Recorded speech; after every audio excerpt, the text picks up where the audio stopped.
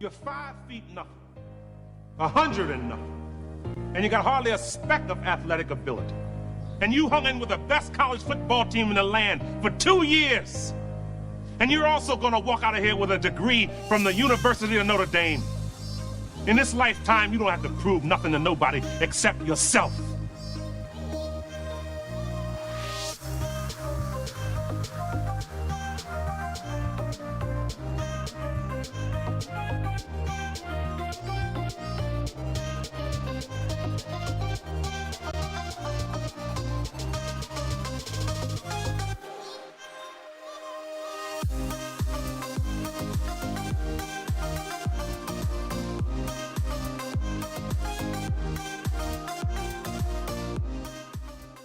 Listen to me, Pete.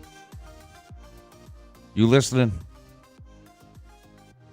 You're 5'11", 170 pounds, and you have one of the best 250 sports YouTube channels on planet Earth. You ain't got nothing to prove to nobody.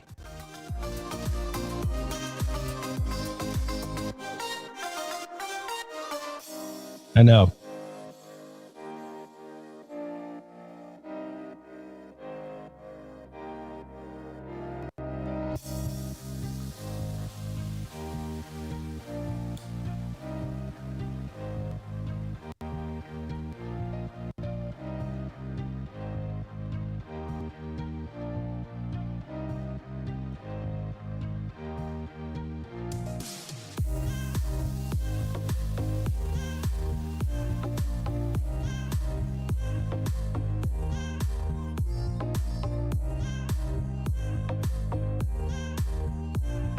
You're a world-class slob, sir.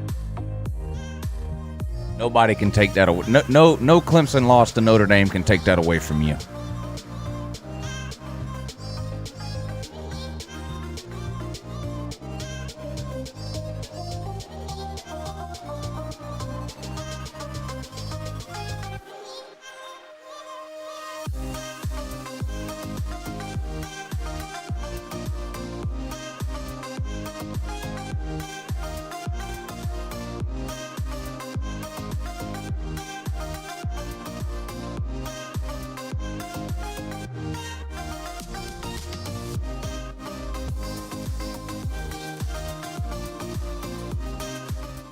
I'm 5'12".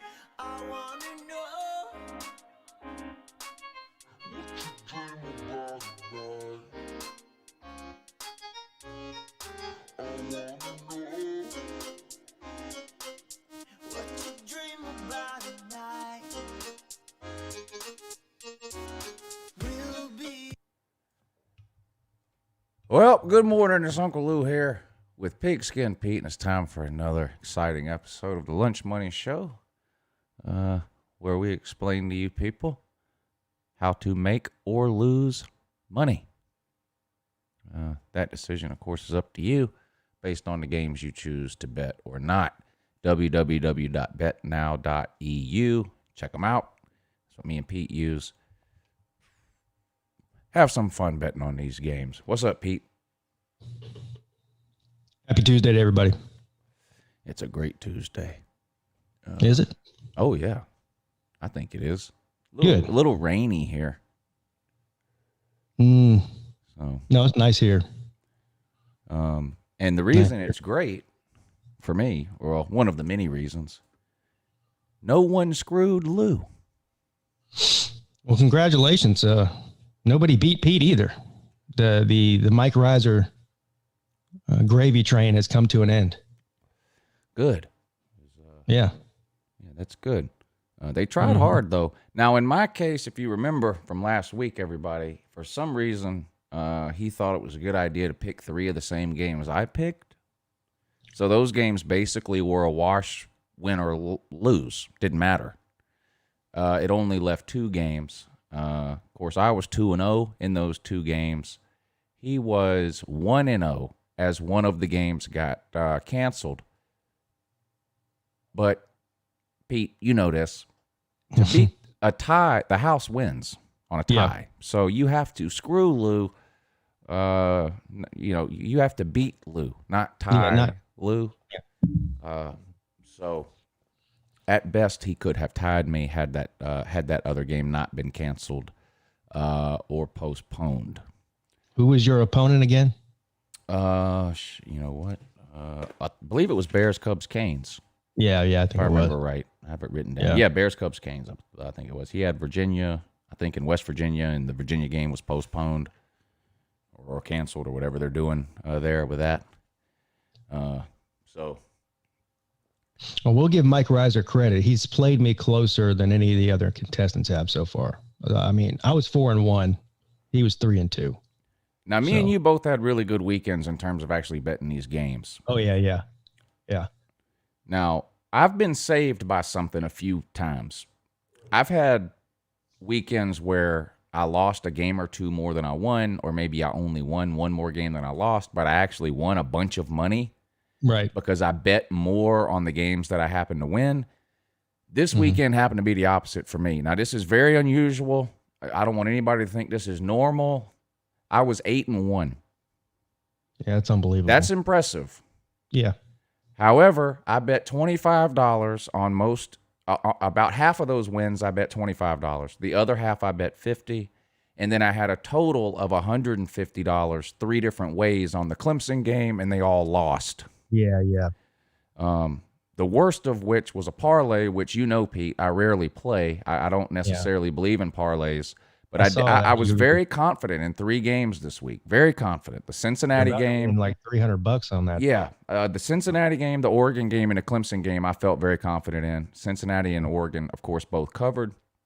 Clemson came close and should have covered in the 4th quarter. They blew that game, in my opinion, on that last possession of the 4th quarter. But I had a $50 parlay that would have won me another $350. Instead, I lost that parlay. I lost another $100 bet straight up on Clemson, and the Saturday morning guy picked Clemson. Shit. Yeah. So I ended up losing basically $175 on the Clemson game, which almost ate up everything I made on a day when I went 8-1. Now that's hard to swallow. But like I said, it's been the opposite several weeks this year where I was, 3-5 or something like that, but made a bunch of money. So I'm not going to cry or complain about it. But the fact that Clemson game was the last leg of that parlay, and I was close to winning it twice, really, once in regulation and once in overtime, and it didn't happen, that was very disappointing. Yeah. I was 6-2. Well, damn, on that's good Saturday. Too. And then 2-1 on the Sunday game. Well, no, wait. 1-1 on the Sunday games. One of them was a parlay. That was the Panthers game that I won. And then what was the other one I won? Oh, the Thursday night game, Green Bay. We talked about that on Thursday's show. Yeah. I was up over $300 a week for the weekend. I'm embarrassed to say I put $50 on the Patriots last night against the winless Jets at -9.5, and I don't know that I've ever seen the Patriots play that bad. They did win in overtime, but my God, I didn't win the bet. But yeah, the Patriots are bad. Yeah, I mean they're only 2-5, but I was like, come on, it's still the Patriots. Cam Newton was supposed to be back and healthy, and I mean, he did play. He didn't play. The whole team sucks. I know a lot of the blame's going on Cam Newton, but the defense is awful. That's right. That's what they've always been good at. Well, that's the thing. I think a lot of people think about New England over the last 10 or 15 years, and you say, oh my God, they lose Tom Brady. And not that Tom Brady wasn't great. He may be the greatest quarterback of all time. I don't want to get into that debate between him and Joe Montana, but the point is what you just said. Belichick is a defensive coach. I mean, I don't even know how many people know that. He's a defensive guy. Nick Saban learned under Bill Belichick. There's all kinds of rumors. about they want Trevor, they want Justin Fields, they want this guy, that guy, Yeah. You know who they don't want? Any Georgia quarterback. Yeah. Well. Yeah. Oh. 9 of 29. Meanwhile, you got fucking Clemson. Yeah. Has a guy, I'm sorry, that just got off the boat. The guy's got 800 yards in his first ever college games. The dude's got 800 yards. I know. Georgia had 112. 112 in 2020. 9 of 29. Justin Fields has 11 incompletions all year long. Georgia had 20 incompletions on Saturday. Pitiful. Lowest completion percentage by UGA in about 50 years. That's why I picked Florida to win the game, man. It was the smart bet. I didn't bet any money on Georgia. I actually bet Florida. I didn't take the money line bet. I took the spread bet. Yeah. I took Florida like 5 minutes before kickoff. I couldn't help myself. Yeah. I can never bet against Georgia. I mean, I love money, but I'm not going to put myself in a situation where I'm ever having to root for Georgia to lose. But I didn't put a dime on Georgia in that game. And I've bet on Georgia, I think, in all but one game this year. But I didn't bet on them this past weekend. Yeah. I mean, I just kind of saw the writing on the wall. And Georgia had some of the same built-in, I'll call them problems, not excuses, that Clemson had. No one cares about that. The point is, it's a loss. And injuries. Yeah. Yeah. Well, everyone's got that right now. Right. That's the thing. And if it's not an injury, it's COVID. So nobody feels sorry for anybody. And the way Clemson and Georgia recruit, they're particularly not going to feel sorry for Georgia. But yeah, no one's going to feel sorry for Clemson. Yeah, right. Look, as far as the Clemson game goes, I'm not surprised. I wasn't surprised when it happened. I mean, I kind of had a feeling that was a possibility. I didn't see the blowout everyone else saw coming. And let's face it, man, they fucking blew it. They had the ball with under 2 minutes left in the game, and they fucking blew it. Yeah. And I blame that on Dabo Swinney. Me too. And I blame that on Travis Etienne. Yeah, that hurts, doesn't it? It hurts me, and I'm not even a Clemson fan. I think he's the best player in football, but you got to stay in bounds. Yeah, but see, here's the thing. Like, you remember a couple of weeks ago, we were talking about that. I forget what game it was, and it might have been it was the Penn State game, the first game of the season. Remember, whoever they played? Purdue, was it maybe? Penn State, you talking about? Huh? Penn State, you said? Yeah, remember that first Penn State game? Yeah, Indiana. Yeah, and the guy didn't, and the guy scored instead of falling down short. Yeah. So we talked about it then, and you were like, the player's got to know, and you're right, the player does have to know. I blame Dabo Swinney. They should have, before the possession happened, they should have got the entire offense together collectively and said, whatever you do, don't go out of bounds. We want the clock to continue to run. Here's the two things. If you're going to, because a first down would have ended the game too. Yeah, yeah. So you have to commit to one of the two things. We're either going to run the ball 3 times and stay in bounds and make them burn their timeouts. That's one strategy, number one. Or go all in on trying to get the first down. Right. You don't do half-ass of split the difference. Yeah. Yeah. Georgia does a similar thing when they get the ball at the end of the first half with say 45 seconds to go, right? Maybe they have it on their own 30 or something.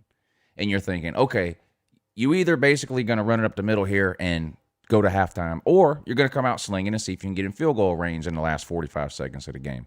Georgia does the same thing every time. They run it up the middle on first down. If they gain 7, 8, 9, 10 yards of positive play, then they go into hurry-up mode and say, oh, okay, now we'll try to do something. If they don't, then they kneel on it or whatever. It's so aggravating. Yeah. Pick something and go with it. I'm with you there.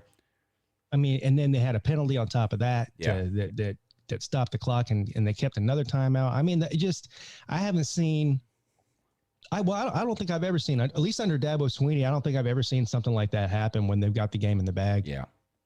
It's like you said, you have to go into that possession knowing worst case scenario here is we punt the ball to Notre Dame with a minute to go and they have no timeouts. That has to be the worst thing that can happen on that possession. And like you said, they split the difference and screwed it 6 ways from Sunday. They didn't get a first down, and they left Notre Dame with 2 timeouts in a minute and a half.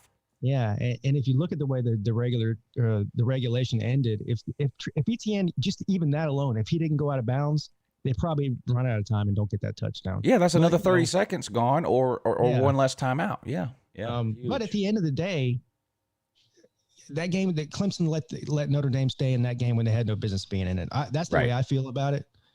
I mean, you can point to the Travis Etienne fumble again that led to, they returned it for a touchdown. But then again, Notre Dame also fumbled in their end zone, so that kind of negated that. But anyway, I don't know, man. Clemson, they blew it. That's all there is to it. Well, I can say this because I'm not a Clemson or a Notre Dame fan. I understand why you can't say it. You'll get beat over the head. Clemson and Notre Dame play tomorrow. Clemson's probably a bigger favorite than they were the first time, and they win the game. I mean, yeah, I don't think very many Clemson fans are, nor do I think they should be concerned in any way. Notre Dame's a good team. They're a great team. They're a great team. But I get that, the ukulele had 300 and something yards, so I've heard people say, well, even if Trevor plays, how much better do you think Trevor's going to do than the ukulele? Well, okay, let's assume Trevor had the exact same stat line as ukulele. You can't account for leadership, presence in the huddle, those types of things. I mean, those things matter. We like to pretend that they don't, but they do. And, of course, the whole nepotism issue with your linebackers, hopefully those guys will get healed and you won't have those issues again either. Well, ironically, your boy, Jake Venables, had the biggest defensive play of the game. Yeah, well. He's the one that caused that fumble in the end zone. That's true. But, no, yeah, I'm with you. So the only thing I'll say about that, I don't think that Trevor being out's the reason they lost the game. But it would have helped to have him there for sure. It would have opened the playbook up. I mean, ukulele's great and all, but he doesn't have the same playbook as Trevor does. Right. He just doesn't. And Notre Dame played their best game. And listen, I'm not taking anything away from Notre Dame. This is a huge win for Notre Dame. Do I think it's going to translate to a national title this year? No. But Notre Dame's had a hard time in these games of late. Oh, yeah. I mean, everyone knows about the postseason problems they've had, but even going back to probably their two biggest regular season games over the last few years were losses to Georgia. Yeah. They've just had a hard time, and I think, people hate Notre Dame, right? Remember that? Oh yeah, blown out by Michigan. Yeah. They've just had a hard time in these big games, and people like to hate on Notre Dame for a lot of reasons, but there is some truth to the fact of not necessarily the overrated thing, but I understand why people say that, because people don't watch Notre Dame week in and week out. They watch Notre Dame when they play Clemson or Georgia or Michigan or whatever, and they keep seeing them lose. So I think this is a big win for Notre Dame. Maybe this helps them down the road. Teams get to thinking Georgia has this problem with Alabama. They think they can't beat them. So maybe this is like a mental hurdle that Notre Dame got over by winning the game. So I think I'm not taking anything away from Notre Dame, but I mean, I have to be realistic here. This is a gambling show.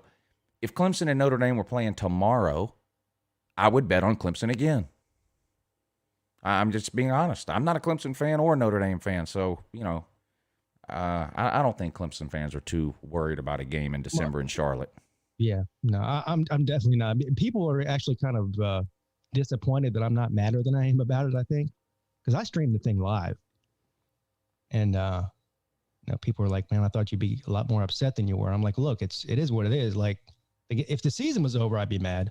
Yeah, season's not over now. Here's the other problem though. Based on what I've seen from Clemson this year, I don't think they're a national championship team. I don't either. I think Ohio State and Alabama are the two best teams. I think Alabama's the best. I mean, only because I haven't seen a big enough sample size from Ohio State to know. But they got to tighten their defense up, though. Right, and that's the thing. We know who have you played, but who has? Let's be honest here. Who has Ohio State played that really can challenge them? Nobody. Right. And Rutgers scored 29 or something. I mean, the game was never in doubt. I'm not trying to suggest that it was, but. I mean, you play some of it. Rutgers is not – Rutgers, I mean, I don't care what you think about Rutgers. They don't have a Clemson offense or an Alabama offense or a Florida offense or a Texas A&M or any of these type of offenses. You got to tighten that up on defense. And I noticed it against Indiana. It's clear that they missed Chase Young. There's no dominant threat on that defensive line. Their secondary is suspect.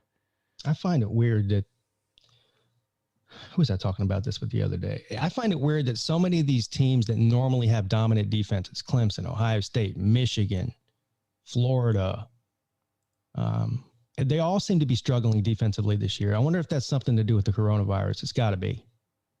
Yeah. I mean, I don't know if it is. Maybe it's just a coincidence. But And Georgia's still playing good defensively, but hell, they gave up 40 to Florida, right? 40 something. Oh, half our defense was out. Yeah. Okay. I mean, we were playing fourth string walk-on safeties against Florida. Can you imagine? I mean, other than Dabo, you know what coach had the worst second half in America this weekend? Dan Mullen. My God. Get shut out? How did he let Georgia hang around? There was a point halfway. I mean, if you weren't looking at the scoreboard and just watching the game, you said, man, Florida's up 40 points. They were up 13 midway through the fourth quarter. Yeah. They had the ball on about their own 30-yard line, and Kyle Trask threw it right to Mark Webb. Problem is, Mark Webb plays DB for Georgia.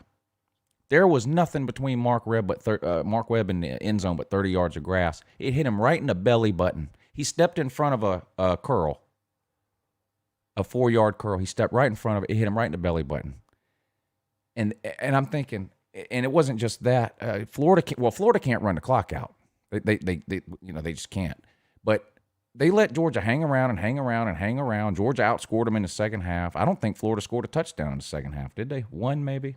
Anyway. Dan Mullen got way too conservative in the second half of that game. Way too. If Georgia houses that pick six right there that hit Mark Webb in the belly, you're looking at a 6-point game with 6 or 7 minutes to go. That's a totally different ball game because Dwan Mathis sucks, but he can throw the ball 80 yards.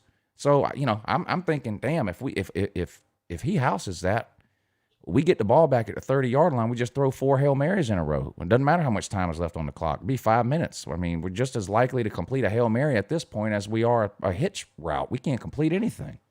But anyway, yeah, he was terrible. Dan Mullen, terrible second half in that game against Georgia. Let me ask you the question I think I already know the answer to, which is probably there is no answer. What's the quarterback situation looking like for this week? Who's starting? I'm of the opinion Stetson Bennett is done. And I think he should be. Okay. I think he should be. Georgia's not playing for anything at this point. Right. And when are we going to see a JT Daniels sighting? That's what I'm getting at. I think you're going to see it Saturday. All right. Good. I don't know that he'll start. Maybe it's Dwan Mathis. I wouldn't be. I think you might see Beck, Mathis, and Daniels Saturday. There you go. I think Bennett is done. Here's the thing, Pete. Forget this year. Next year. You know who we open up with next year. Yeah, I mean, right. we got to figure something out. I mean, Brock Vandagriff can't be the answer for week 1 in Charlotte against Clemson. I'm sorry. He can't. He's not. So listen, JT Daniels or somebody's got to step up and learn how to play, or we're going to have to go out and roll the dice on another grad transfer or something. That's what I'm saying. Kirby Smart's not getting fired. He's not on the hot seat, right? So fuck it. Whether you lose 1 more game or no more games or 3 more games, does it really matter in the grand scheme of things? Exactly. See, the thing about Dwan, everybody on the roster in meaningful time. Dwan Mathis has looked terrible. I'll be the first to admit it. But here's the thing about Dwan Mathis. He is infinitely more talented than Stetson Bennett. I mean, just watch him throw, watch him run. Look how tall he is. Stetson Bennett reached his ceiling in the second quarter of the Arkansas game. He's never getting any better than that, no matter what. Dwan Mathis might not get any better than he is now, but he might. Right. JT Daniels might. Carson Beck might. Carson Beck looks like, too. Why not? I mean. So, and Kirby kind of has an out. Kirby kind of has an out this week for benching Bennett because he did have a shoulder injury in that Florida game. So Kirby can use that excuse. Well, he couldn't, he wasn't healthy, so we had to go, whatever. So I don't think you'll see Bennett this week. I think you'll see some combination of the other 3 guys. I definitely think you'll see Daniels and Mathis. I think there's a chance you'll see Carson Beck too. That'd be interesting. Yeah.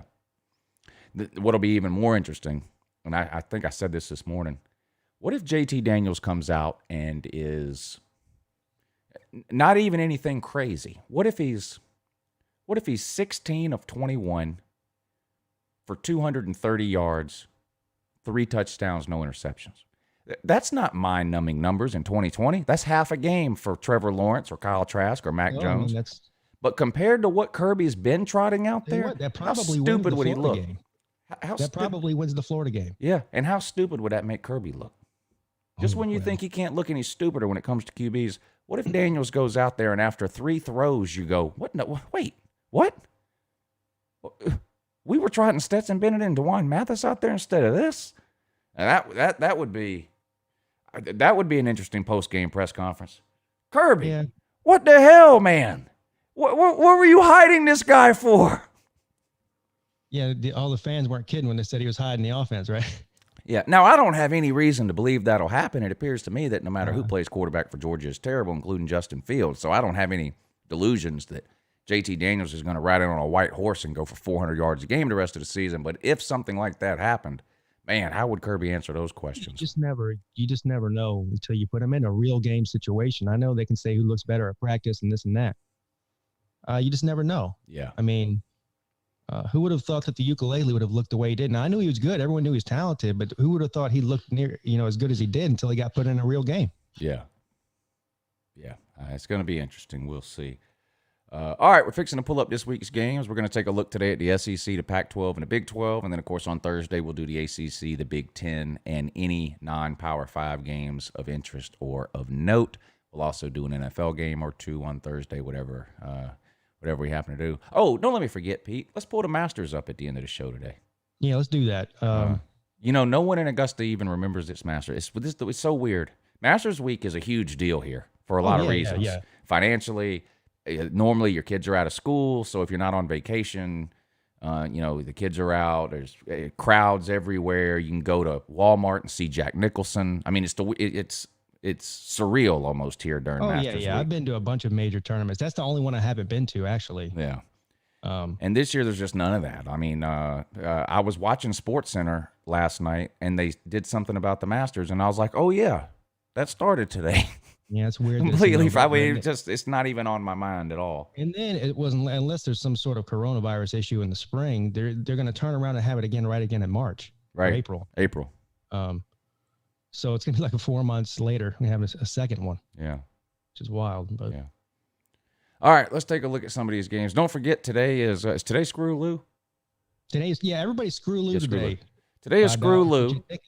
At the end of the show today, we will pick somebody out of the Super Chat or the PayPal, which I'll post the PayPal link here in just a second.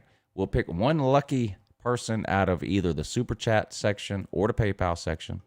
That lucky individual will pick 5 games against the spread or over-unders, whichever you want, 5 games. I'll pick 5. If you win more games than me, if you screw Lou, we will send you $20. It's literally as simple as that. So get your Super Chats in, get your PayPals in. Here's the link for the PayPal right here. That should work just fine. There you go. Get your Super Chats in, get your PayPals in. Me and Pete are going to talk about some of these games in the SEC, Pac-12, and Big 12. And then at the end of the show, we'll pick one winner out of the Super Chat or the PayPal section, and you can try to screw Lou. So pay attention to these games as they start scrolling by. Jot down your favorites. Leave us a Super Chat or a PayPal. Help support the show. Yes. Here we go. SEC, Big 10, Big 12. No. SEC, Pac. No, wait, what? SEC, Big 12, Pac-12. Yeah, that. Right. SEC, Big 12, Pac-12. Yeah, I think. Yeah, that sounds good. SEC, Big 12. I think Arkansas and Florida is the first one I see on there. Arkansas and Florida. Any letdown for Florida after the biggest win of Dan Mullen's career? Dan Mullen won his Super Bowl. Can we talk about this? Do you see anything wrong with this line? I do. Well, after just having watched Florida, my initial reaction is that it's not enough. So we're on the opposite side of the spectrum here. Well, that's my initial reaction. Yeah. I need to see what the situation with Kyle Pitts is, because let me tell you this. There you go. Yeah. Without Kyle Pitts, not that Florida doesn't have a lot of other weapons, but I guess Kyle Pitts demands so much attention. I'd say they're not the same without him. I'd say he's worth 10 points on a spread. He might be. He might be. Tyson Campbell couldn't cover him. I mean, that's a number one corner. Yeah, he's a matchup problem for anybody. Yeah, I mean, let's see here. I think I don't even think it's close. I'd take Arkansas for several reasons. First of all, I think 17 is just too many. I think an emotional win against Georgia. Kind of a letdown game after that. Florida still wins, but by 10 or so, not 17 and a half. Yeah, you see that hook right there? This looks like doesn't this look like a I don't know, 37-20 type game? Yep. Mm-hmm. Hook will get you. Yeah, I like Arkansas here too. The thing is, once they make you have to sort of guess what you think's going to happen with Pitts here, because once an official announcement is made, this line's going to move one way or the other. I think this might be built in that he's not playing. If they announce he's playing, like Pete said, this thing will go up to probably 24. So somebody in the comment section, who is that? Brandon Pratt says Pitt is out for the against Arkansas. Okay. Yeah, I'm on Arkansas then in the 17.5. Again, I think Florida wins without a problem, and if I'm doing a confidence scale of 1 to 5, this isn't very high, but I'll take Arkansas on the 17.5. Yeah. Vandy at Kentucky minus 17. I don't think there's a spread too big for any team against Vandy. I will take Kentucky at home and lay to 17. I know Kentucky has no offense, but Vandy has nothing at all. Which is, I realized it was the first game of the season and everything, but they gave A&M all they could handle, and now A&M's sitting there looking like, I mean, is third best team in the SEC or second? I don't even know. Well, they got to be the second. They beat Florida. Yeah. What are they ranked? Fifth? I mean, can you believe that? What a weird year. That's I think A&M's ranked fifth. Vanderbilt's awful. They struggle with Vanderbilt. Then they get blown out by Alabama. But yet they're sitting there with one loss, with a win over Florida. I mean, they just absolutely embarrassed South Carolina last week. That wouldn't even. And people need to.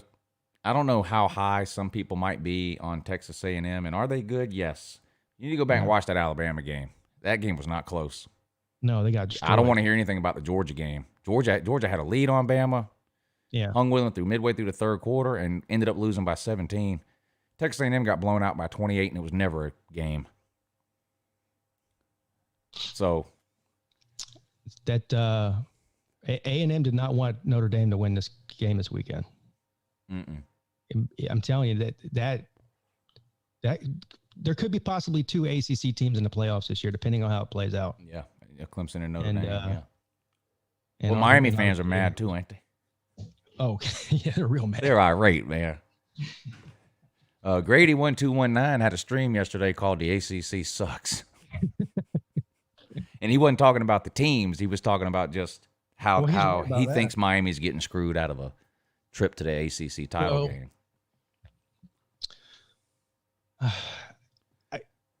Maybe they shouldn't have lost to Clemson by 25, and then they wouldn't be, Yeah, I think the only thing that would have settled the dispute, gave Miami a more fair shot at this, was for Notre Dame and Miami to play each other. Plus, if you're going to schedule something in a short season, why would you not put Notre Dame and Miami? They're rivals, right? That would be great. I mean, no matter who you like, that would be a big moneymaker as far as TV and everything. So I don't know why they didn't do that, but yeah, Miami doesn't really have a path to the ACC championship anymore, I don't think. I mean, TCU at West Virginia. Is West Virginia the worst team ever to have the best defense? Georgia had the best defense last year. They were 11-1 in the regular season. West Virginia's going to end up with a losing record. Maybe. I'm trying to think back to some of these Les Miles LSU teams. Oh, yeah. Maybe. And I'm kind of just kidding. I don't think that, but the point is it's and if you think about West Virginia just 3 years ago, with any defense at all, they could have won the Big 12. Yeah. The year they had, what's his name from Florida at quarterback, and Will Greer or whoever it was. I mean, they were a good team. They gave Oklahoma all they wanted. One of those 52-50 games. No defense at all. Now they got no offense. I mean, none. What a weird turnaround that's been. Yeah, I'm still going to take the, my rule. 2 Big 12 teams, super low over/under. I'm going over. It didn't work out last week. My rule lost me whatever it was, $50. Yeah, but I'm going to take West Virginia and lay to 3 and pray that they find enough offense to score maybe 20 in this game and win 20-14. Yeah. Yeah, Texas, if I was going to bet against the spread, I'd take West Virginia. Now this is interesting. Texas A&M at Tennessee, and I don't know if you've heard, Pete, but there's a popular hashtag going around Twitter, hashtag Uncle Lou to the Hill. Uncle Lou will be at this game. You will? Yes. This weekend? This weekend. Oh shit! When are you going? Well, I know you'll be there Saturday. Yeah, but... I'm leaving Saturday morning, coming back Saturday night, driving. Both ways. Doing it all in one day? Yeah. How long of a drive is it? About 5 hours. Oh man.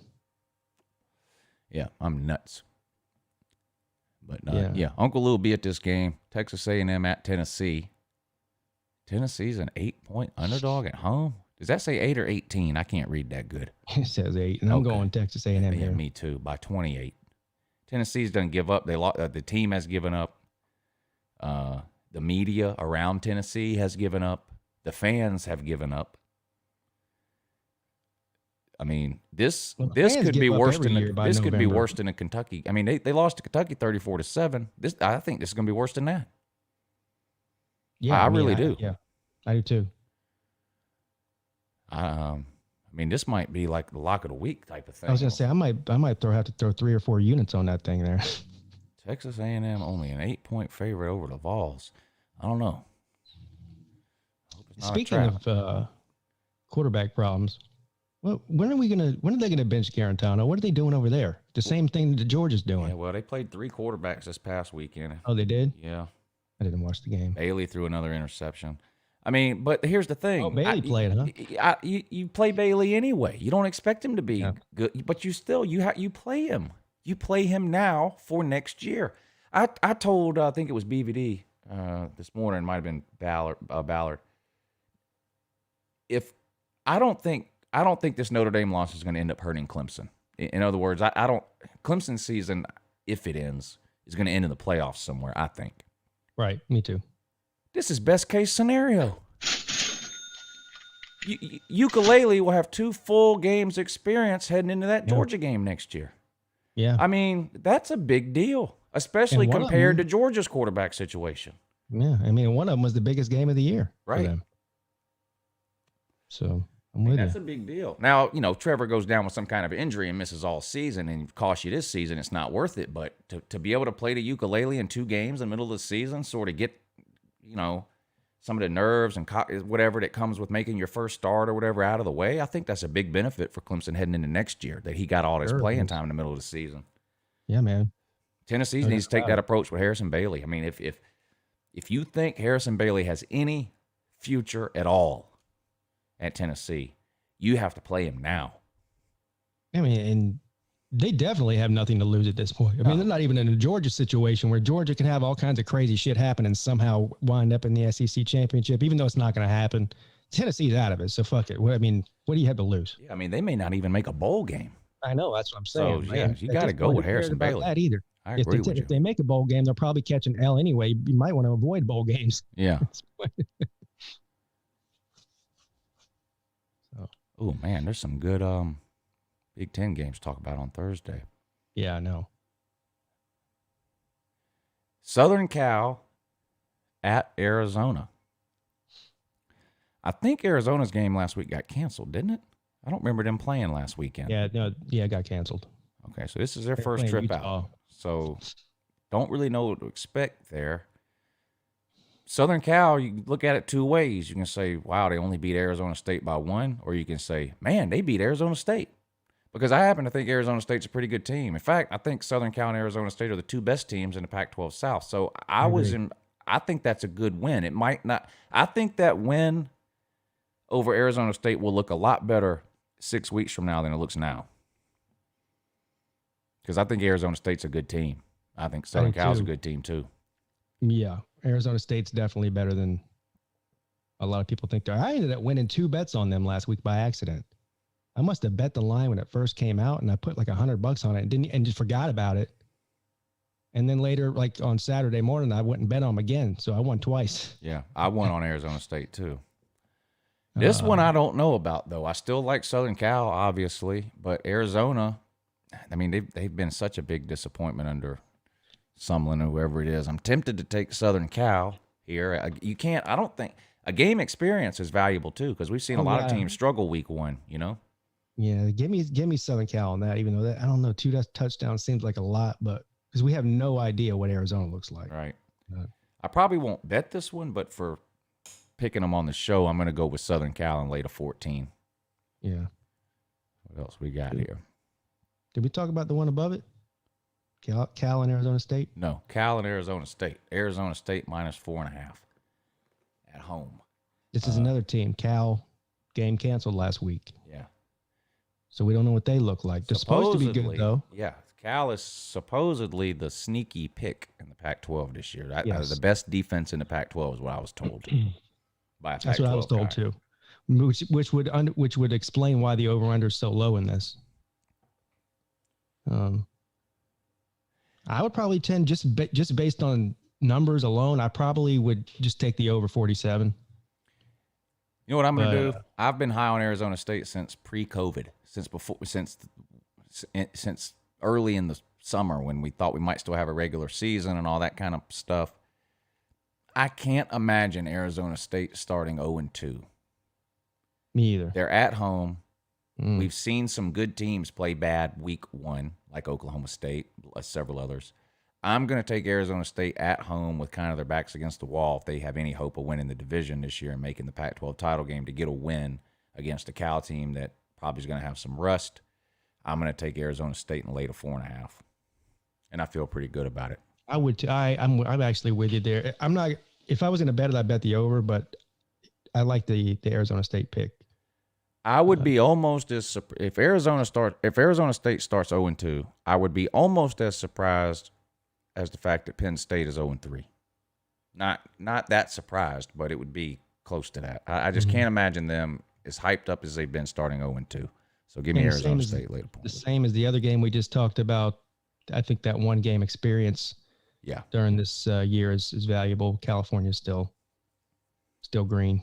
So Oregon at Washington State, they rolled over Stanford. I think it was 35-14 or something like that. Washington State beat Oregon State in a close one. Oregon's a 10-point road favorite. I'm going to take Oregon and lay the 10. Me too. Oregon's got some freaks on the defensive side of the ball, and I think the offense is going to get better as the weeks go on. They got a new quarterback, that Shuck or whatever his name is. I think he'll get better from week to week. I like the Ducks here. You know what I'm going to do with Oregon this year? As far as betting, I'm going to treat them like Ohio State. Oh, okay. I'm going to bet them every week unless the number's insane. Right. Which even then I still might, depending on who their opponent is. But yeah, 10 points Oregon in the Pac-12 against pretty much anybody, maybe other than like an Arizona State or a USC. Give me Oregon. Oregon State at Washington. Washington is a 13.5-point home favorite. They didn't play either, did they? Washington? No, they were supposed to play Cal, weren't they? That's right. Yeah. Oregon State played, so there's the experience factor. They're normally the worst team in the Pac-12, although I've been told they might not be the worst team this year. You know what? I'm going to take Oregon State in the 13.5. I don't know. Washington lost Justin Herbert. Huh? Made that mistake last week. Didn't you pick them last week too? Did I pick Oregon State last week? You did, because you said your Pac-12 informant. Oh, yeah, that's right. Did they get what they? It was a close game. Why didn't they lose by 10 or something? Oh, I don't know. Maybe did they cover, or maybe they did cover. Hell, I don't know. Yeah, I'm gonna fall for it again. Give me the Beavers here. When do we? You know what? This might be the year. The year of the Beaver? This might be the year that we finally get to see a bowl game between the Beavers and the Cox. The year of the Beaver. Poor Will Muschamp, man. What are they gonna do? I think he's gonna get fired, even in Arona. A lot of smoke right now. I heard about a meeting or something with some administration officials and boosters, and I think they're over it. Mike Bobo's sitting there with his arms crossed, like, "Hey, I'm right here." You know, how stupid would they be? I didn't even think about that. How stupid would they be if they did anything other than promote him to head coach? Oh, I've already seen. Listen, you might not be as tuned in with some of these coots as I am, but they're already screaming they want Hugh Freeze now.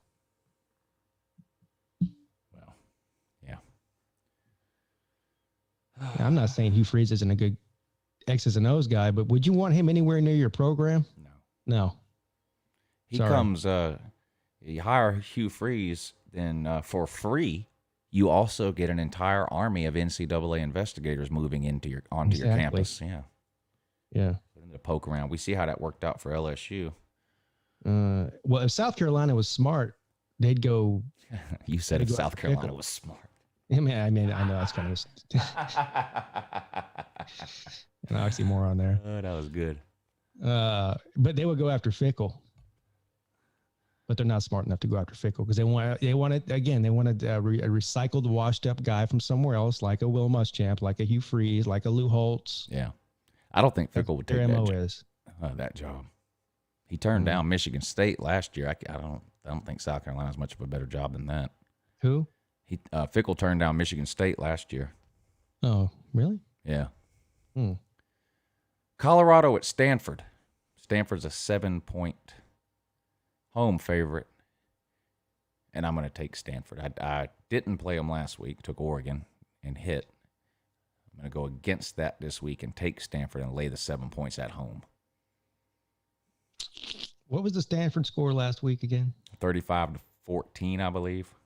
Might have been 35-21, or Oregon won by either 14 or 21. I can't remember which. All right. I don't know, man. I don't trust Stanford. I don't trust Stanford either, but I still like David Shaw. He's worth something to me. Yeah, you're right. I'd say since this is in Stanford, yeah, I'll go with that. But I'm going to go ahead and tell you, just for anybody who's watching, I'm not betting this game, so. Yeah, I won't either. It's just I won't either. And we're on a roll with games I won't bet here with Baylor at Texas Tech. Texas Tech is a 1-point home favorite against Baylor.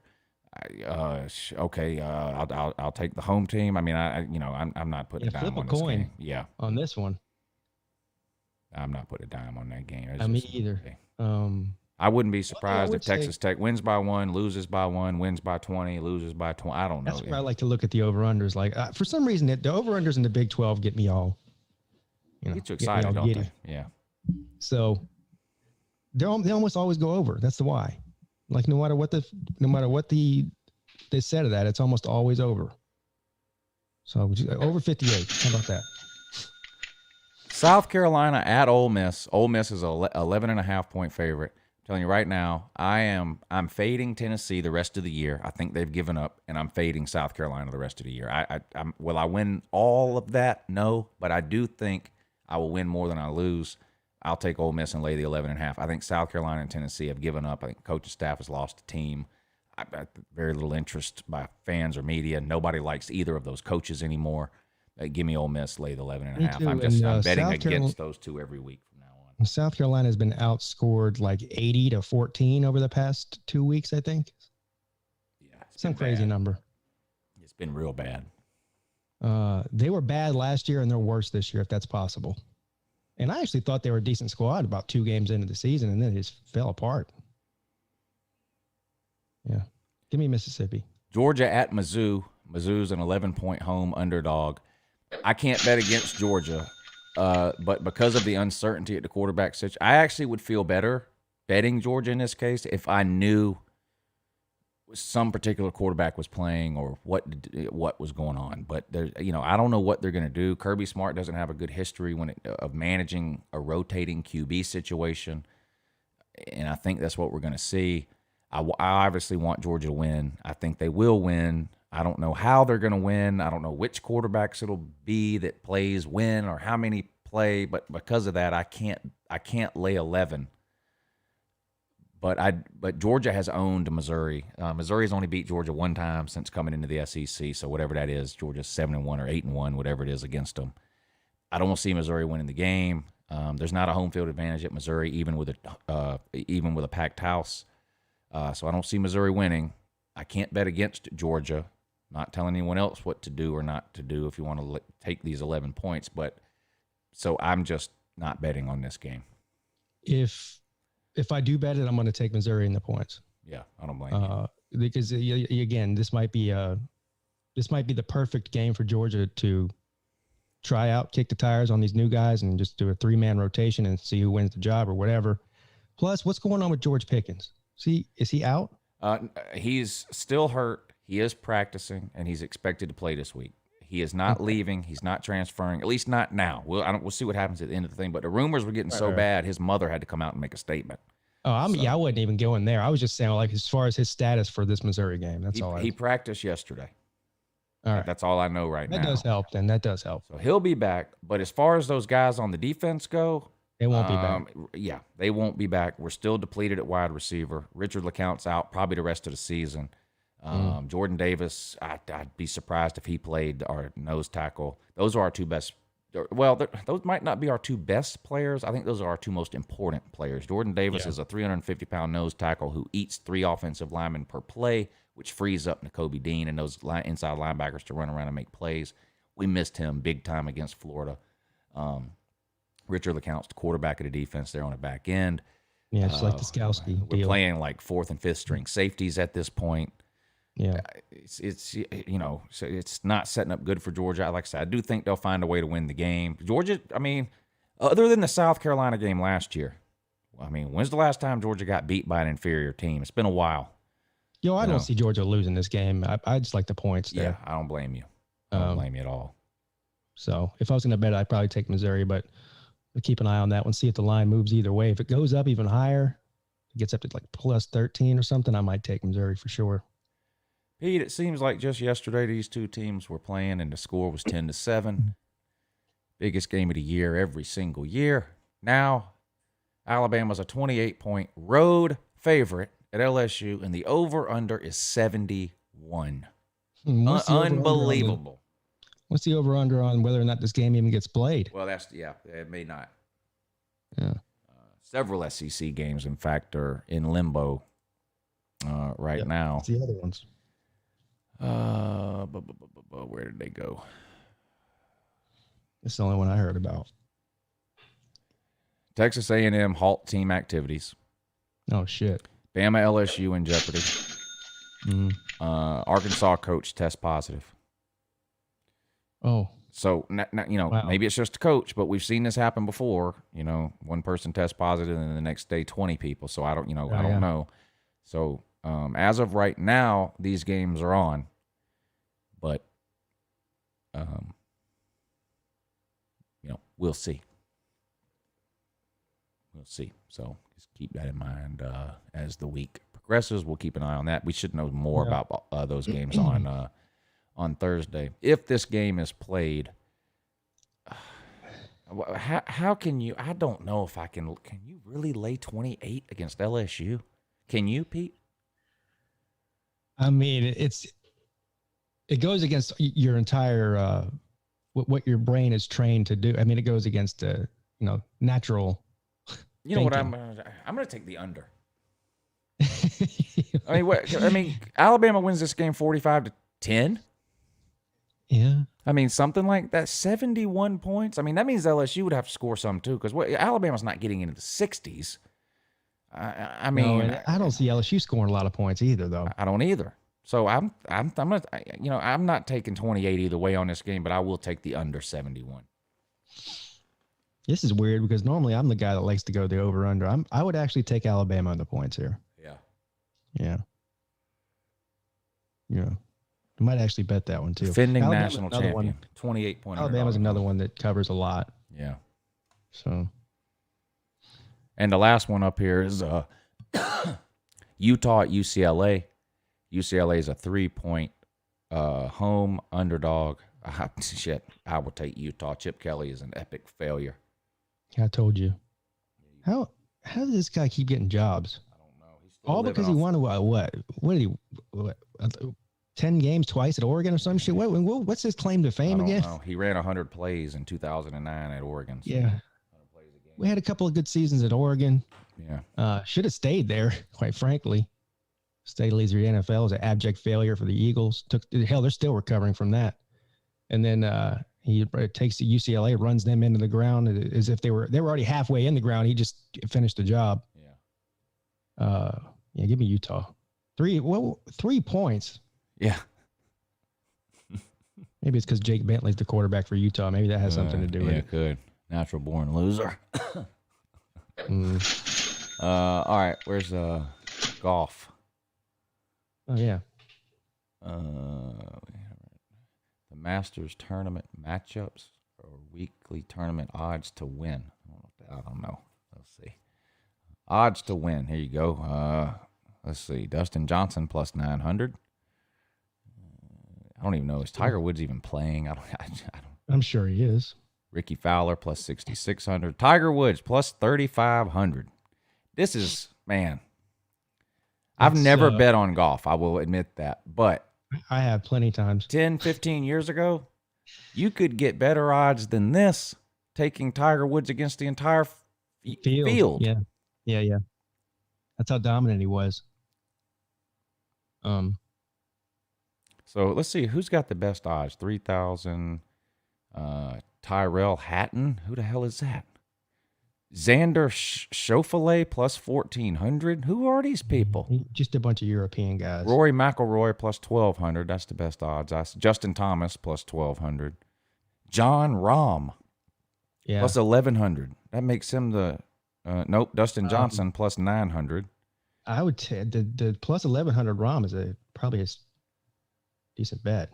He's Bryson DeChambeau plus 850. He's the favorite. Well, he won the U.S. Open. Yes, he did. He's the most hated guy in golf. Did you know that? I don't bet on French people by nature. Yeah, he's the most hated guy in golf. Yeah. Like, as far as the other players and most of the fans, they don't like him. Yeah, I don't like him either. I don't like him either. What is this tournament matchups? What is this? Oh, this is just who will beat who. Who the hell is betting on Jose Maria Olazabal versus Sandy Lyle? These people are 70 years old. Hell? When is that? That must be. They're not even playing for real in the tournament, are they? Well, they've both won, so they can play every year. Well, yeah. Assuming they are. What are they, fucking 80? Yeah, they are 80. I don't know. Are there any? Hideki Jose Maria Olazabal. What about Hideki Matsuyama versus Bubba Watson? Give me Bubba Watson. He's a plus 125 against Hideki Matsuyama. Give me Bubba Watson there. No, man. Georgia boy. Yeah. Dustin Johnson's a South Carolina boy. Where's he at? Dustin Johnson. Oh, Dustin Johnson versus Bryson DeChambeau. Dustin Johnson is the favorite at minus 130. Or you can bet the strokes. Are you looking on the screen? You can bet the strokes. Will Dustin Johnson beat DeChambeau by more than 1.5 strokes? That's plus 105. Where'd you click to get that? The Masters Tournament matchups? Is that what that is? Yeah. All right. Hold on. This is really serious. Look at the other thing here. Who they got Tiger up against here? I'm going to bet on this shit. I'm going to, you know what? Fuck it. There's only once. I'm up almost $600 on bet now the past 2 weeks. So why not throw a hundy on a golf bet? Wow. Right? Yeah. Why not? Just for fun. Tiger Woods at? Tiger Woods versus OxyContin. So what these are? OxyContin is a 2.5 stroke favorite of Tiger Woods. I was about to say, what's his ex-wife's name? Oh shit, I can't remember it, but they should put him up against her. Now, who is Matthew Wolff? Is that who he's going up against? Matthew Wolff is favored over Tiger Woods. Give me Tiger at plus 105. Yeah, no shit. Where are you seeing that? Way down the list. Phil Mickelson against Cameron Champ. Yes. I've been waiting my entire life to bet that matchup. Plus 1.5 strokes. Yeah. Mickelson is an underdog. Yeah, I won't be actually betting any money here on golf. I can tell you that. I'm a degenerate, but there's a level to my degeneracy. Oh, I'm a big enough degenerate. It doesn't go this low. You know, I grew up a golfer anyway, so. Yeah. Let's see. Oh, here we go. There's a Clemson guy. If you want to make this about football. Lucas Glover, Clemson grad. He's a 1.5 point favorite over Max Homa. Well, why don't I take Bubba Watson? You take, because that's the only Georgia guy I know. I don't know anything about golf. Yeah. You take any Clemson guy you want, and me and you will bet $20 heads up. Who will win over those two? Yeah, just who has the best 4-day score out of those two. Or if they both get cut, who has the best 2-day score or whatever. You got Bubba Watson. He's already. What do you want me to lay odds with you? This is a friendly $20 bet. I can go ahead and tell you right now that what's this guy? Lucas Glover ain't going to most likely beat Bubba Watson. Oh my God! What do you want? Plus 120? I pay you 25. Is that what we got to do? No, we'll have to handicap the strokes like -1 or something, or you know what I'm saying? Like -1.5. No. 1.5. Yeah. Well, you got Bubba Watson. I got Lucas Glover. What do you want from me?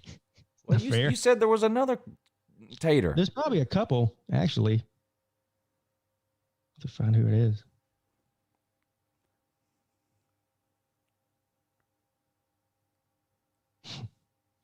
I can't believe you're trying to get me to lay odds against you on a $20 Masters golf bet, Georgia versus Clemson. For $20. Well, because you got the better player. $20.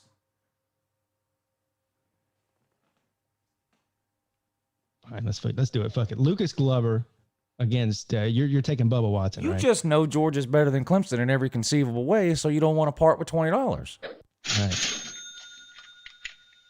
Right. All right, I got Bubba Watson. Who you got? I guess I got Lucas Glover. Okay, great, good, Yeah. amazing. Right. G-Pick says Lou is scared. Did it? Yeah. Nothing gets past you. G-Pick, you have an amazing grasp of the obvious. All right, Lucas Glover versus Bubba Watson. Here we go. $20. All right, we're fixing to do the Screw Lou challenge. So we're about to pick a winner. Lou. We're about to pick a winner. I will get the names entered in. We'll draw a name.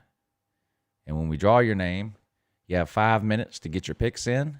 If not, you'll have to email me your picks. That's how that going to be. We'd much prefer that you give the picks right now on air. I know. Let's see. Michael Reiser hit the PayPal link, and so did one other person. Got you in, Mr. Reiser. And who else do we have?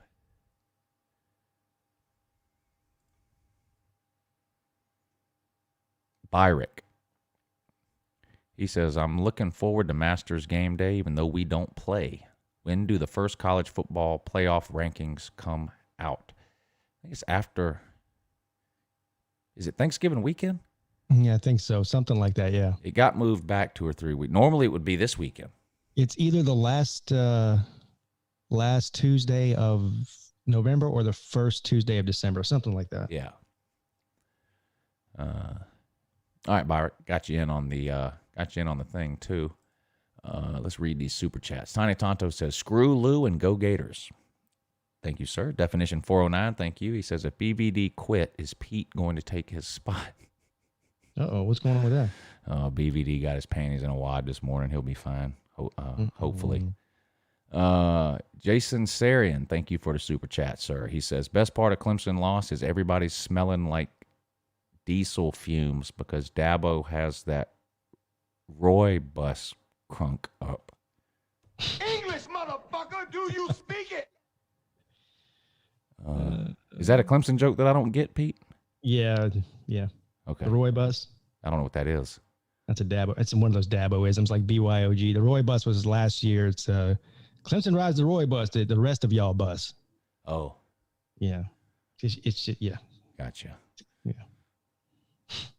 Yeah.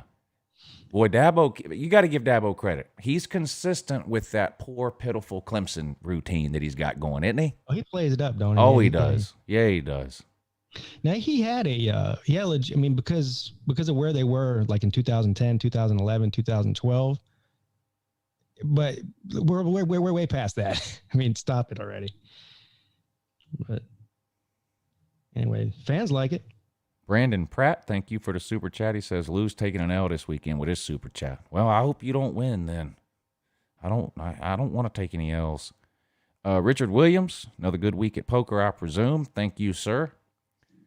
Dylan Deloney, thank you for the super chat. He says, I'm still pissed, Lou. I'm not really that mad anymore, to be honest. The prophet Dewan Mathis punked out Lou. Lou, you talk about my family. We're going to have issues. I will still watch, but issues. I have friends. Thank you. Who is that? Stetson Bennett's first cousin? Or what the hell is he talking about? I don't know what's going on here. First of all, I don't believe him that he actually has friends. I do believe the part about I still watch. Sounds like he was threatening you.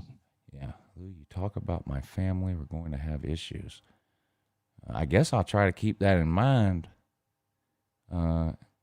as I continue to not know or care, honestly, anything about you or your family.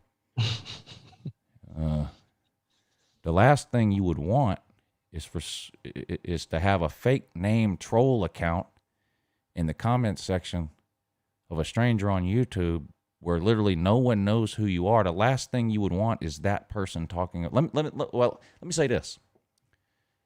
If I were to call your mother fat right now, how would I know?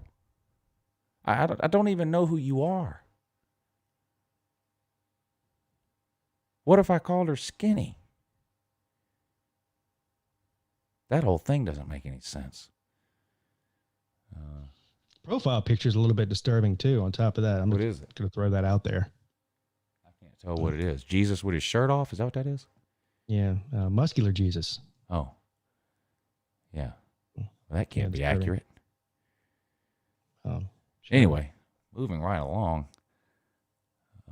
Shout out to that guy's family, by the way. Gator Zone, thank you for the super chat. He says, games getting canceled. Gators might not go 18-1. Pretty good chance they won't. Mike Bridges, thank you for the super chat. He says, take Kevin Kisner. He played for UGA and was on the 05 national team from Aiken, South Carolina. UGA will have 3 players there. I'm going to go ahead and take Bubba Watson, though. 05 national team? Okay. We have a national golf team? I guess we do. Those Ryder Cups or whatever that is. Is that the national team? I don't know. No, he's referring to I think the college national team probably. Right. Yeah. I mean, I don't know anything about it. I can't even hit it through the windmill. I don't know anything about golf. That's not golf, but whatever. Mountaineer Mike, no, you're the first one to ask about that, so we'll go ahead and just get this over with. No FanDuel. You want to know why? Because nobody's fucking filling it up, and I'm not wasting my time with it anymore. Yeah. Yeah. So I did it for the viewers, and I thought they might like it, but I'm not going all over YouTube and Twitter and everywhere else where I show my face on the internet and begging people to sign up for FanDuel. For a $5 FanDuel. For a $5 FanDuel. So last week I think we had 8 people sign up, so that was it. Sorry. Maybe we'll try it again in the future. I don't know. Maybe people are better off taking that $5 and trying to beat Pete with it. Yeah, there you go. Or screw Lou. Either or. Plus, I mean, FanDuel's not paying me or Lou, so that's true. They if should be, but they're not. Yeah, they should be a sponsor of the show. Then we'll play. Right. Until then, you can do your own FanDuel leagues, people. Not that hard. All right, I'm gonna pull up. I'm gonna pull up the random name picker and start entering some names in. If you left a super chat or a PayPal, you will be entered in. Please start thinking about the games that you would like to choose. And I will start entering the names in. Something tells me I don't even want to go read that super chat. I just read it. I have a sixth sense about those types of things. I have the internet pulled up right now, so I don't see it. Something tells me I'm probably better off that way. I'll just tell the guy, thank you for the donation. Thanks for supporting the show. Seems like good people. I don't know. Mm-hmm. Would you say that he comes from good stock? I'm not ready to say that, no. Yeah. Well, that would be talking about his family, clearly. Right. It's not something we want to do. Let me get these names entered in. That is something I want to do. Mike and Jesse on the PayPal, you guys will get entered in twice.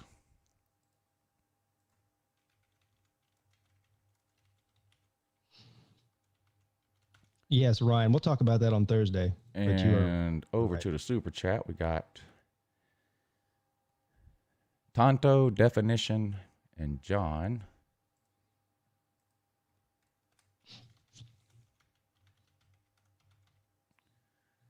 And then we got Brandon, Dylan,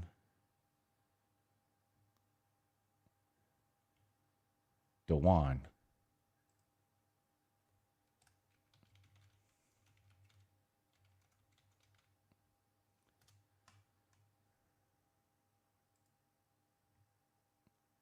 Gator, Mike, Dewan.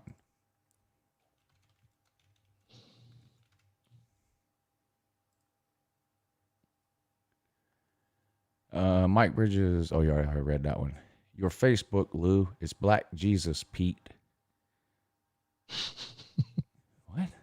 The way it really was not that Witt's cartoon white one. Don't act like you don't know me, Lou. You made fun of my above ground pool. I have no clue what this guy's talking about. Oh, Prophet Dewan Mathis. I have no clue what this guy's talking about. It's a terrible troll job is what it is. Yeah. I guess what he's trying to tell me is that his profile picture is Black Jesus, but it's actually a white guy. I don't even know what that means either.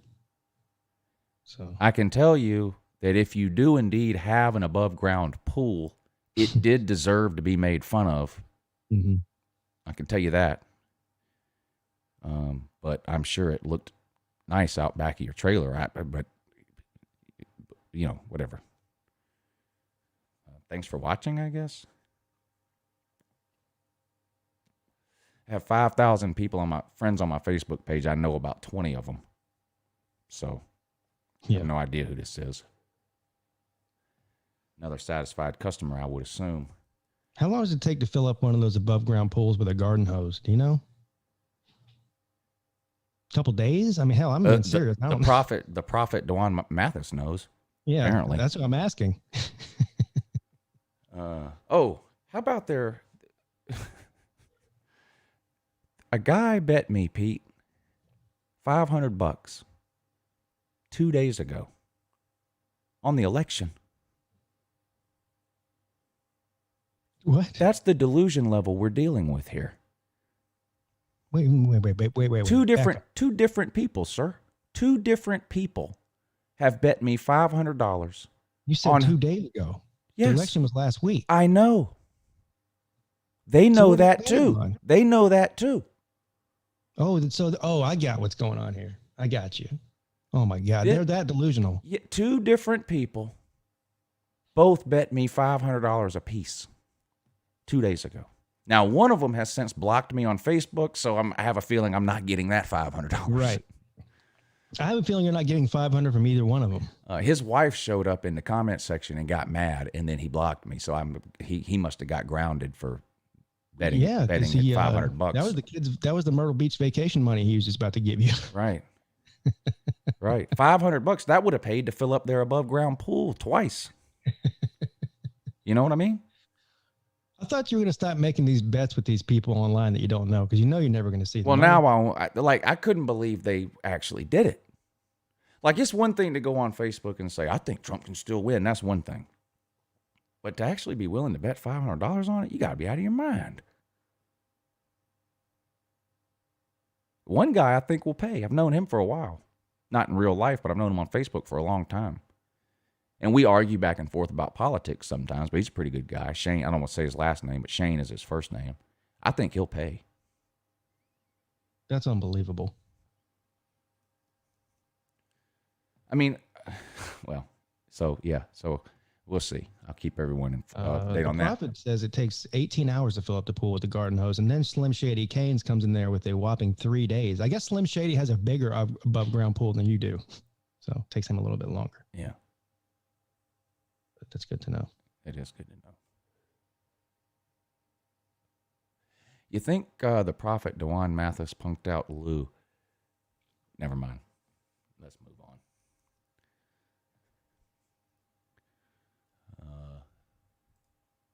Let's move on. It's time to pick a winner. I think I picked the number last week. You picked the number this week, Pete. 1 through 7. 2. All right. All the names are entered in right here. Mike and Jesse are entered twice. They hit the PayPal. I will click this green button right here that says pick a random name. It will pick a random name out of this list. The second name it picks will be the winner. Here's number 1. Jesse. Here's number 2. The winner is Jesse. the Tiny Tonto. Tiny Tonto's on a roll because he's a Florida fan. And I owe him, I think, a mini helmet too. So. All right. And he's in the chat. So this is great. Yeah. All right. I'm fixing to pick my 5 teams. You need to have your 5 teams in within the next few minutes. Okay, Tonto? Pete, will you keep an eye on the comment section for his picks while I scroll through Bet Now and make my picks? Yes, I will. Okay. I'll put Bet Now on the screen and that. I'm going to scroll through, make my picks. What's your guaranteed winners? Oh, wait a minute. We're not betting golf. I better pull football back up. Be done confused, yeah. Tiny Tonto. I'll take Phil Mickelson. Later 2 touchdowns. Phil Mickelson wins by a field goal. All right. Scrolling through. Here we go. I noticed some straight fire when we looked through here the first time. I can't give it away though.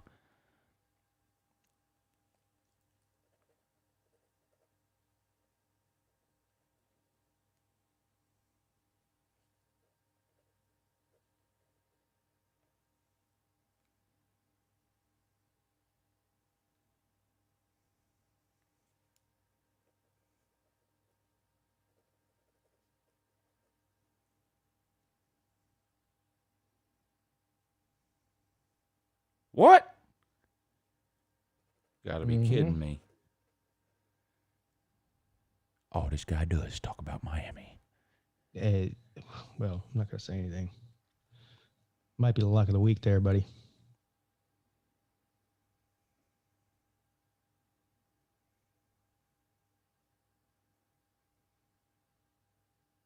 Pete, do you believe in Black Jesus? The real question is, does Black Jesus believe in me?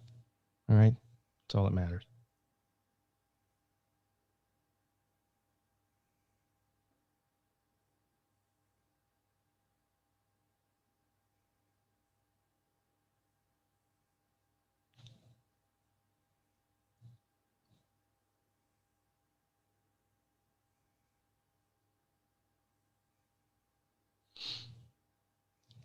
Well, Gator Zone put his picks in, but he's not the one that's playing.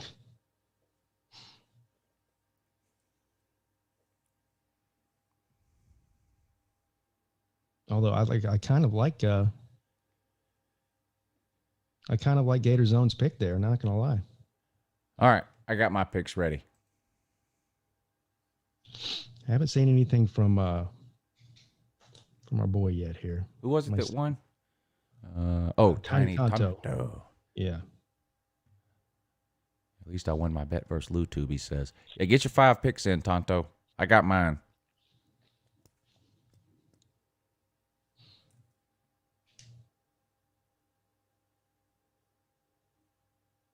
Look at Ryan. Made a bunch of money off me and you last week. Good man. Yeah, but now we don't always get a lot of we got a lot of these games right last weekend. Yeah, we did. Not always the case, but I was 8-1 in games I actually bet last weekend. So we actually managed to pick quite a few winners. I'm on a 3-week roll here. Now the first 3 weeks was pitiful. Tonto, you're killing me. Here we go. Bama, Cincinnati, Mizzou, A&M, and Miami. See that, right? Yeah, but Tonto, you got to put the spreads.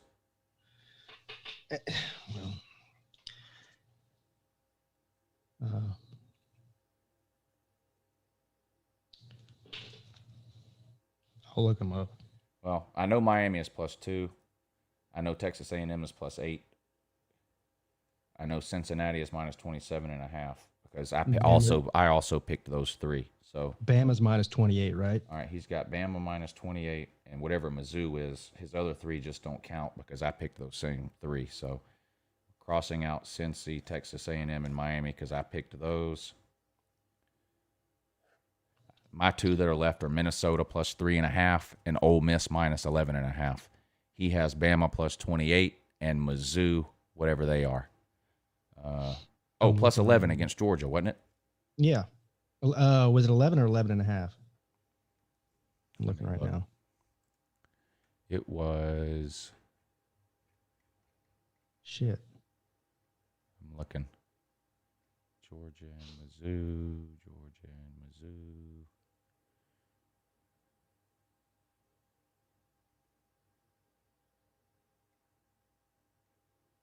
Well, Jesus Christ. You can never find the one game you're looking for. Yeah, no, it must be near the bottom or something. Because there it is, plus 11. Okay. Georgia plus 11. He's taking Missouri. Yeah. Missouri plus 11. You have Missouri plus 11, and you have Bama minus 28. I have Ole Miss minus 11.5 and Minnesota plus 3.5. Our other three games were the same. So it's a 2-game race basically this week, which improves my odds dramatically. It does, because he has to beat you, not just tie you. Right. So there we go. Good luck to you, Tiny Tonto. I'll say, we'll talk more about this on Thursday. Miami plus 2. I don't know if somebody knows something I don't know, but Jesus, how do you not take Miami there? I don't know. I don't know what Virginia Tech just got beat by Liberty, for Christ's sake. I don't understand what's going on with that. All right. I asked that question yesterday, and the answer I got was because what's his face, the tight end's out. I said, well, it's going to take more than that. I think so too. Yeah, he didn't play last week either. Right. So, Revan Jordan, I think is his name. Yeah. All right. Good luck, Tiny Tonto. Thank all you for tuning in today. Lunch Money with me and Pigskin Pete. We, of course, do this every Tuesday and Thursday at noon. We'll talk about the other conferences on Thursday, which will be the ACC and the Big Ten, as well as some of the big non-con games. Cincinnati and Marshall are playing, again, not each other, but I mean, they both play this week. And there's an NFL game every Thursday. We usually talk about that too. We look forward to seeing all of you then. Big shout out to all y'all who chose to support the show this morning through the Super Chat and the PayPal. That's what keeps these live shows going. Not just this one, but a lot of these live shows that you guys like to watch on YouTube depend on the Super Chats and the PayPals to keep them in business, just be honest with you. So if you enjoy the shows that you're watching, throw them $1 or $2. Not just me, not just Pete. The other guys too, if you're entertained, if you enjoy what these hardworking folks are doing for you, throw them $1 or $2. Me and Pete sure appreciate the ones of you that chose to do that today. So thank you from both me and Pete. I'll be in Knoxville Saturday. Lots of Tennessee fans been claiming to look for me for a long time. Saturday will be your chance. Pete, any last words from you, sir? No, I'll see you tonight at 9 o'clock if Bobby Durkin shows up this week. And if not, I'll see you again on Wednesday at 10 p.m. for the call-in show. All right, guys. Y'all take it easy. See you again real soon.